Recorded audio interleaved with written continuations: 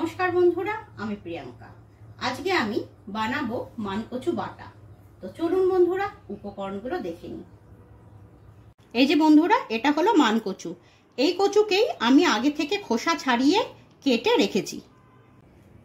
কেটে রাখা মানকচু, রসুন, নুন, হলুদ, কাশ্মীরি লাল লঙ্কার গুঁড়ো, ধনে গুঁড়ো, কালো জিরে, শুকনো লঙ্কা, কাঁচা লঙ্কা, এক টুকরো লেবু, সামান্য চিনি আর তেল।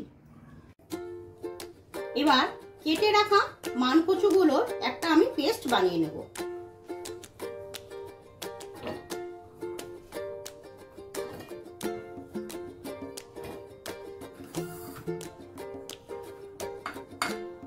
এর মধ্যে কয়েকটা কাঁচা লঙ্কা আমি দিয়ে দিলাম।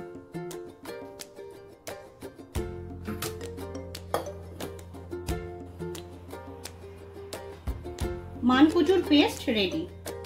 তেল গরম হয়ে গেছে, এখন আমি শুকনো লঙ্কা আর কালো জিরা ফোড়নে দিয়ে দেব।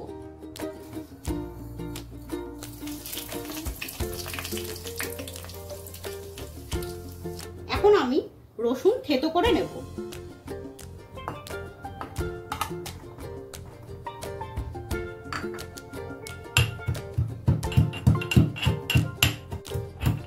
এখন থেতো করে রাখা রসুনগুলো গরম তেলে দিয়ে দেবো।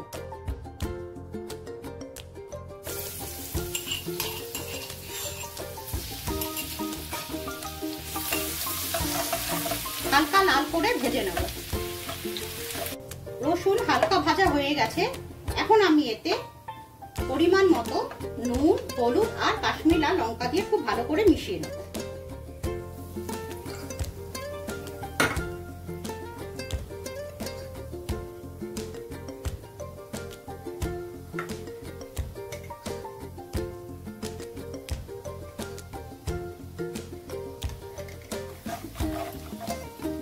ভালো করে মিশিয়ে নিলাম।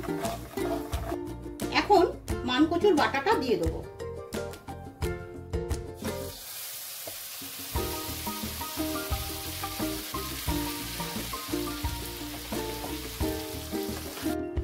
এখন খুব ভালো করে বাটাটা মশলার সাথে মিশিয়ে নিতে হবে।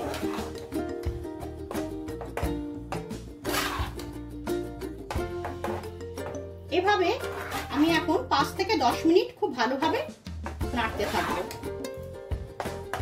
10 মিনিট হয়ে গেছে, দেখুন বন্ধুরা কচুর কালারটা সামান্য চেঞ্জ হয়ে এসেছে। এভাবে আমি আরো 10 থেকে 15 মিনিট খুব ভালো করে মিশিয়ে নেব। কলাই যাতে না ধরে সেই জন্য আমি সামান্য লেবুর রস ওপর দিয়ে ছড়িয়ে দেব।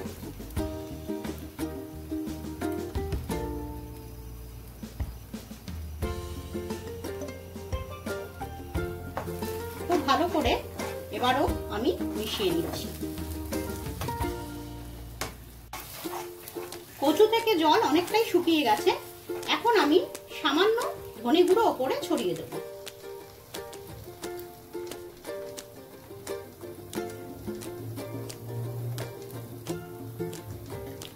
খুব ভালো করে এখন আমি আবার মিশিয়ে নেব। এভাবে 10 মিনিট আমি আরো নাড়ব। মানকচু বাটা প্রায় হয়ে এসেছে, এই অবস্থাতেই আমি সামান্য চিনি ওপরে ছড়িয়ে দেব।